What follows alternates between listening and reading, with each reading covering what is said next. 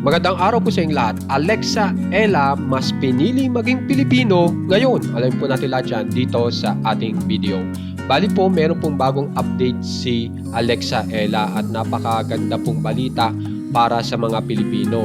Dahil po, ang nakasaad po dito ay mararamdaman nyo kung gaano po ka makabayan si Alexa Ella.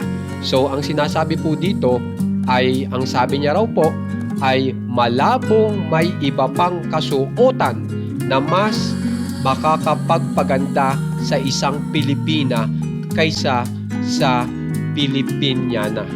So, yan yung message niya na ipinapakita niya po talaga kung gaano po siya ka makabayang manlalaro. At kung mapapansin niyo po dito sa larawan, yan po yung kanyang naging kasuotan. Kung saan ay sinasabi po dito ay para sa aking unang pagsabak sa isang major red carpet sa Loris Sports Awards, pinili kong isuot ang look na ito bilang isang tahimik na pagpupugay sa aking pinagmulan at sa aking mga bitbit sa tuwing humahakbang ako sa mga ganoong klaseng okasyon.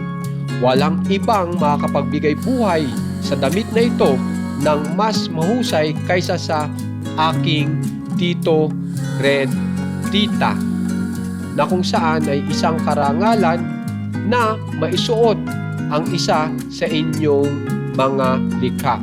Tito Red, mas naging espesyal pa ito dahil may kasama itong bahagi ng aking pamilya. So, napakaganda nga pong balita para sa mga fans ni Alexa Ella, na makikita po talaga natin kung gaano po ka makabayan ni Alexa Ella at ka-proud po talaga para sa mga Pilipino. Kaya naman po, kung gusto nyo pong ma-update sa nangyayari po kay Alexa Ella, subscribe na po kayo sa ating channel na Juan Katawa. Maraming salamat po.